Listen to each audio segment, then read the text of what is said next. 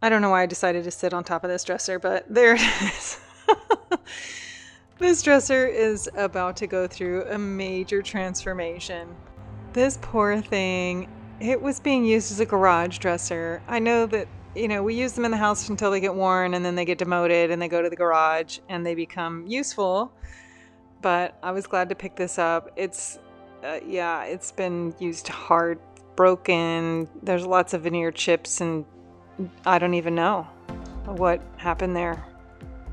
So yeah, that almost looks like a chemical of some kind that may have removed some of the finish.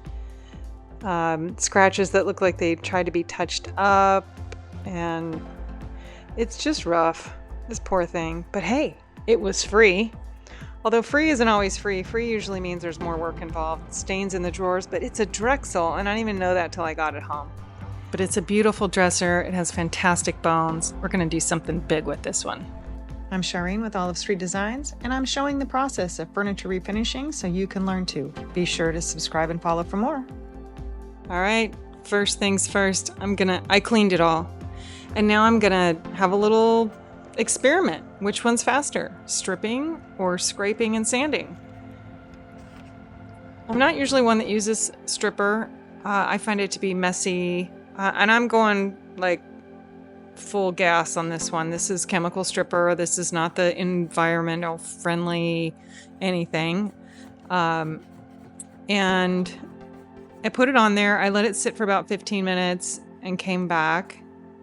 So I'm doing everything with the way that it's the specifications for it. So, this could probably go faster if you let it sit less time, but it said 15 minutes or so. So that's about what I did. It started drying out and it's a little hard to scrape off. So it's gummy, but I think that's really going to help. I'm getting the most of it off with this scraper. I really wanted to just compare the two by cleaning everything up, letting it dry before you could start sanding, just all the normal stuff that goes on with stripper. And I know there are arguments that say, well, you can be doing something else while the stripper's just sitting on there. And I get that. But start to finish, I want to see which one's the fastest. So that gummy stuff that didn't come off with me scraping came off, or with the putty knife, it came off great with the carbide scraper. So I did like the stripper that it made the finish kind of gummy. And then I could take it off really easily with the carbide scraper. I didn't have to put much pressure on it at all. I'm now sanding with 120 grit sandpaper. I'm going to do the same sandpaper on both sides, so no cheating. And that came off pretty well. We'll have the timed results in just a few minutes. Now the other side, starting with the carbide scraper from scratch, so no gummy stripper to deal with. This one just requires muscle. So carbide scraping, I love it. There is a technique to it. You could certainly you can cause horrible damage with a carbide scraper. So you have to be very careful with it. You can't just go in with all of your strength because you can gouge it. It has to be done straight. You can see I've left a lot on the end there. I don't typically scrape the end because that's where I find I get a lot of damage. So same 120 grit. Just a little more scraping, sanding carefully. All right, they're stripped on both sides. The results are in. So the stripper, 40 minutes and 30 seconds. Carbide scraper and sanding, 13 minutes and 41 seconds. So for me personally, going straight in with the carbide scraper and sanding works best. And a lot of people don't like it because it is tiring and it requires some muscle. But for me, that was way faster and I didn't have to wait for anything to process or dry or clean up goopy mess or anything. So I'm sticking with the carbide scraper and doing the edge of the top now. I'm getting all that sanded off. This serpentine front is so fun. I just love it. But you'll see that this has got edge banding on it, which covers up the edge of the wood there. And this does not. And this is poplar, you can tell because it's green. It's that green section. So those are the slats of the wood that the veneer has been applied to, and it's on top of poplar. So we're gonna see, I just have to see if that's gonna get covered up with my plans for the top. Otherwise, I may have to put edge banding on the end as well. All right, the next thing is to take off the hardware. And, you know, a lot of the time, this is a quick process. Just go in with your trusty little cordless screwdriver, take the screws out, take it off, but these were not coming off. So I had to do them manually with a flathead, which I love. I don't love. These screws are my enemy. They're so flat, you can't put an actual Phillips screwdriver in it. It requires a flathead. I don't know why they decided to make it with a cross on the top like it would be a Phillips, but it's not. So the process to remove this hardware did take forever.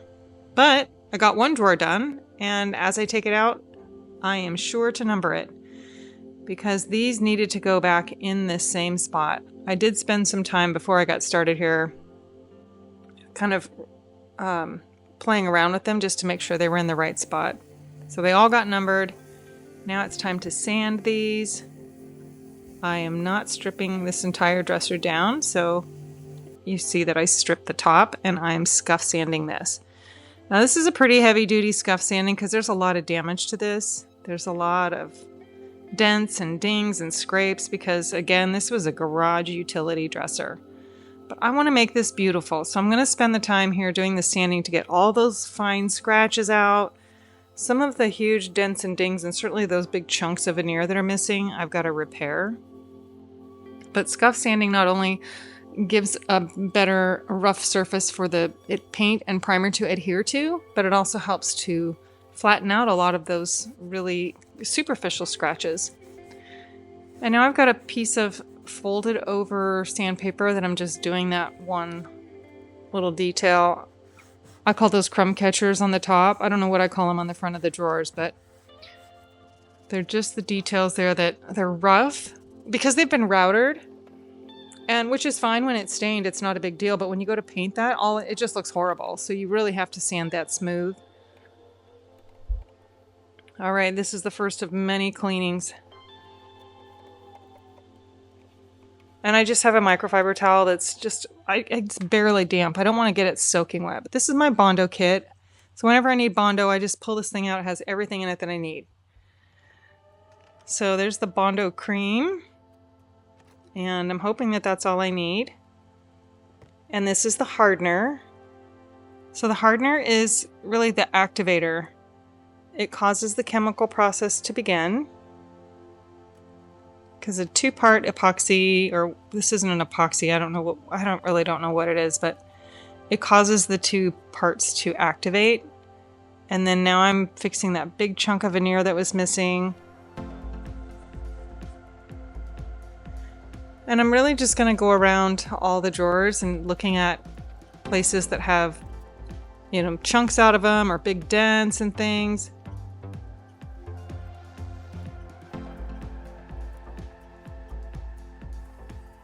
I'm doing the same thing to the base. It had a whole bunch of, I imagine it got hit with the vacuum cleaner and things, so lots of dents. And then I went to fix this and I realized somebody had taped it on there with Scotch tape, so I had to remove that. That can't stay. And I've got a syringe filled with wood glue that I'm putting behind that section that was completely just chunked off there. I'm gonna clamp it on there. There are some pieces of this trim detail that, even though some of it was there are parts of it that are completely missing. So I'm going to have to rebuild some of that. But clamped it on, so that's drying while I'm now getting in and sanding the Bondo. Off to scuff sand the dresser, and of course those Bondoed areas on the dresser itself, on the base. Just doing some hand sanding in those curves. More scuff sanding. Yeah, normally when I scuff sand, you don't see quite so much coming off there, but I'm really scuff sanding this one pretty heavy. All right, time to lay this down.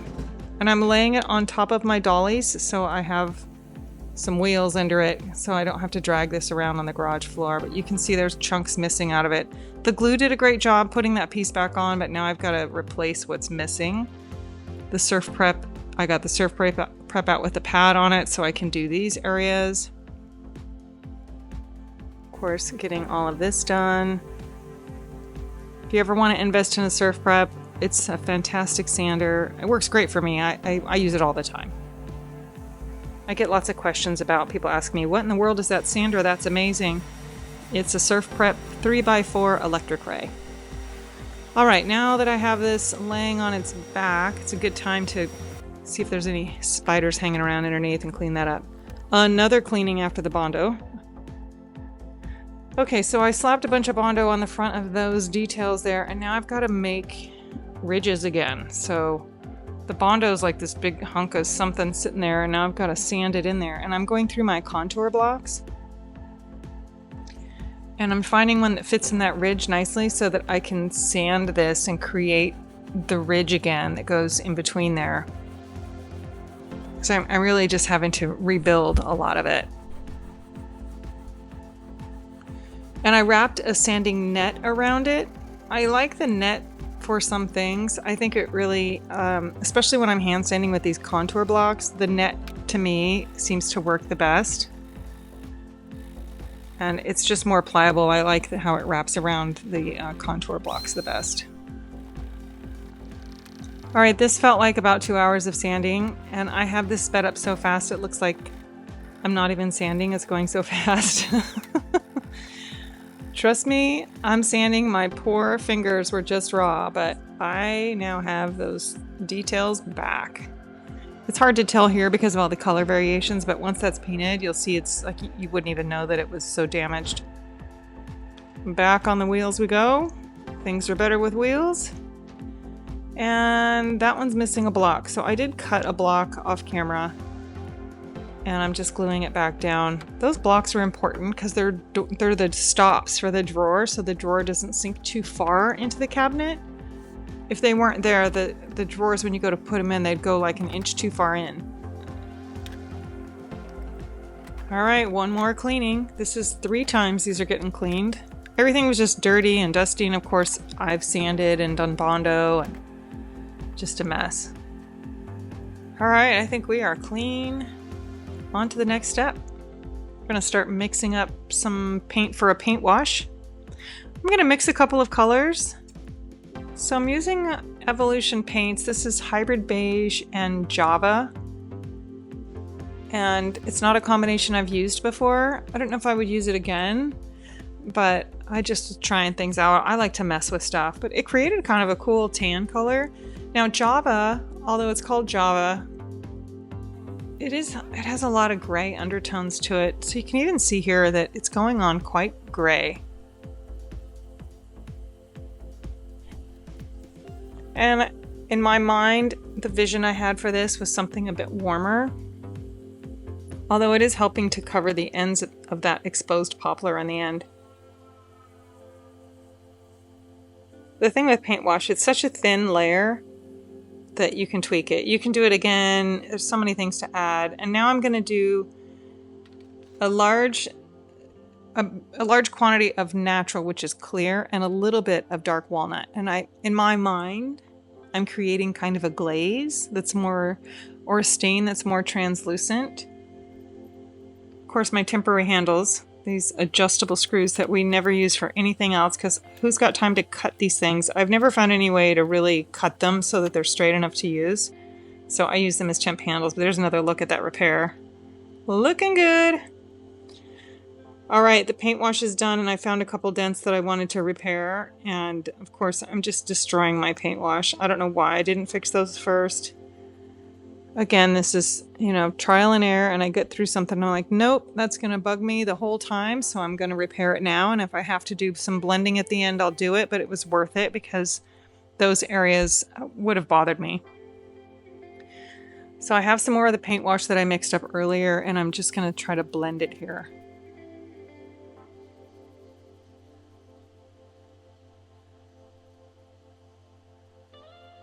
Now it's going on, of course, very dark because it's got to dry. So once that dries, is it going to blend in? There it is. It did blend in pretty well. All right, the paint wash was really just to tone down a lot of that orange that was going to come through. And now here's that stain that I made up because I want to just kind of glaze the top of this. And I'm using a big edger to apply the stain.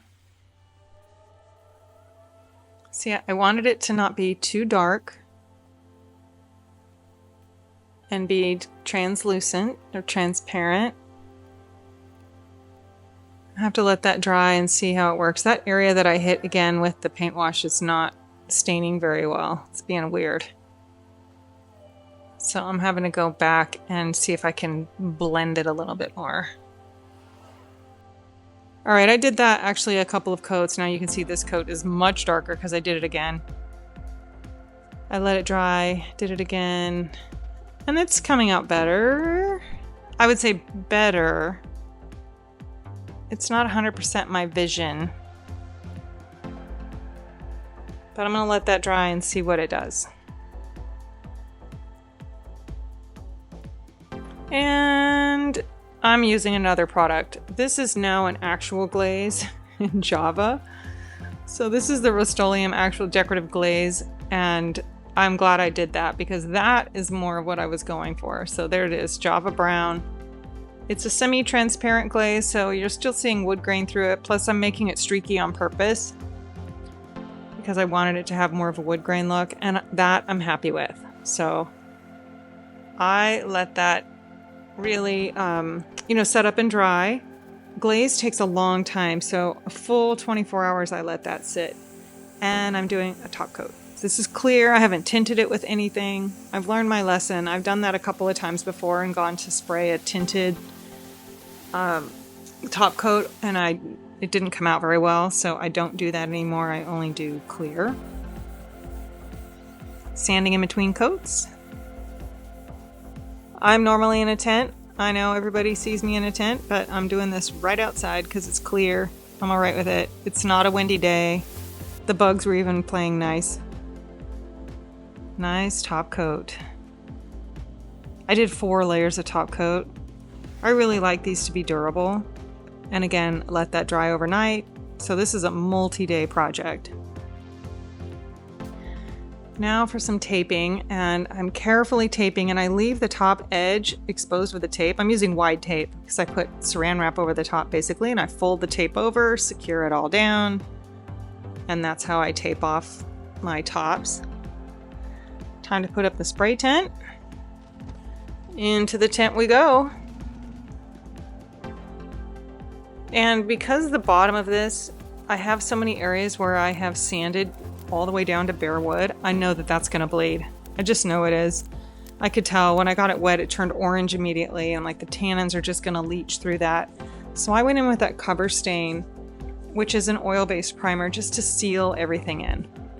So again, I've let that dry. It has to dry completely, and now I'm switching from an oil-based to a water-based. So as long as you dry completely in between, you can do that. But I put the Sticks primer in my sprayer now. Several hours have gone by, and now I'm gonna just spray my normal primer. And my camera died, so the magic of editing, boom, it's primed. Okay, I'm just gonna let that sit for a bit. Put the fan on it and let it dry, and then I come back. Sticks primer wants to have, I think the dry time on that is a couple of hours. I'm usually somewhere in that 90 minutes to 2 hours for it.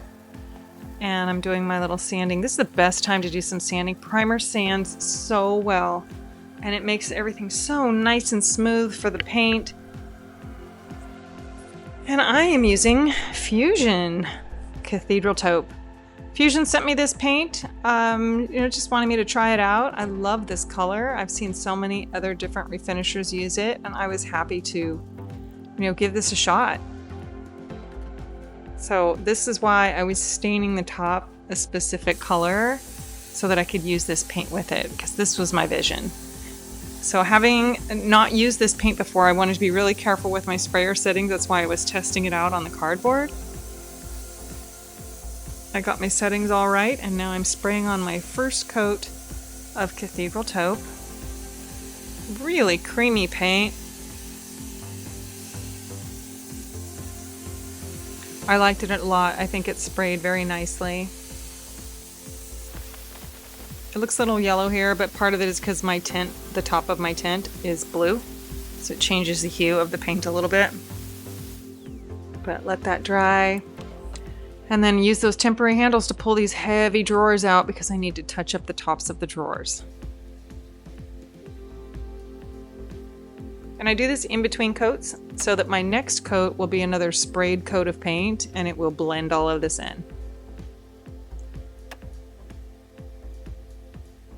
But I find painting with the drawers in, it really is the most efficient way. So this is second coat of paint.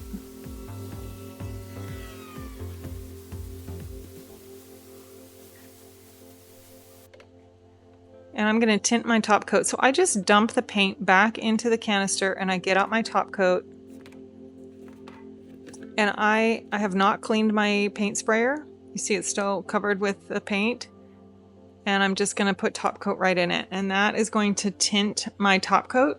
I do this every time, no matter what color I'm doing. It started where I was only doing it with black and white because I didn't want white to discolor over time, so I would tint it, and then black, it seemed to do better. And I was dialing back my sprayer right there, just turning the flow way down because this needs to be just a light coat. If you do it too heavy, and you never dilute top coat, but if you do it too heavy, you get drips. Okay, I'm going in with that same canister that's got my tinted top coat, and I'm top coating the tops of the drawers.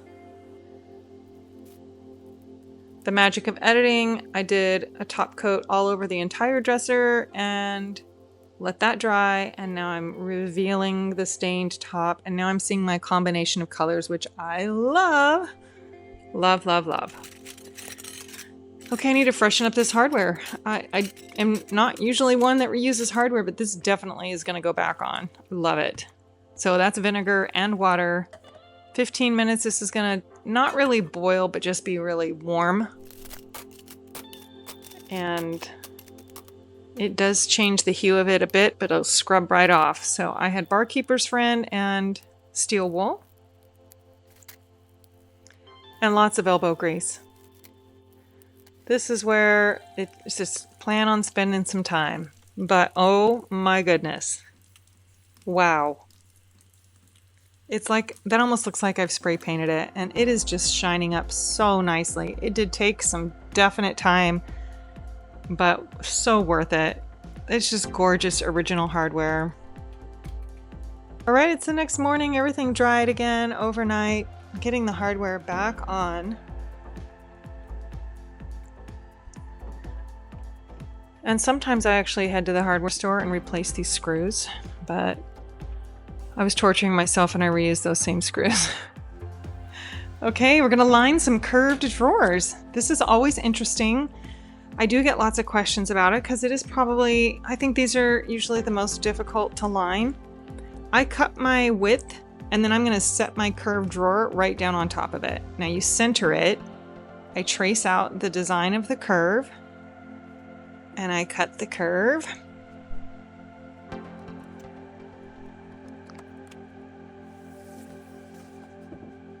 And then I place that in there and just check, make sure that I've cut everything properly and it is fitting in there just how I wanted it to. So I pull the backing off and I'm gonna just pay attention to the curve. So it's gonna be too long in the back and we'll figure that out. But I wanna make sure I've got everything against the curve the way that it's supposed to be and then smooth the rest of it. And now with my X-Acto knife, I'm going to trim the back.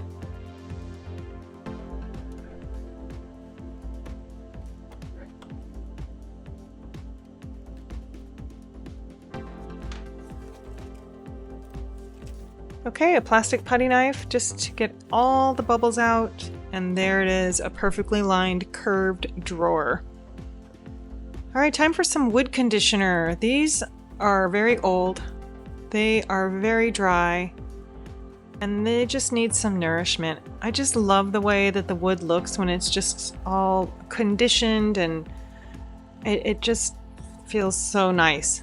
I'm also going to use this. This is a wax, it's a door stick actually. You use it for squeaky doors, but it works great under the rails just to help this heavy drawer, a very heavy drawer, glide better. All right, I messed up. Sometimes I tape these off and sometimes I don't, and then I get caught with overspray on my dovetails.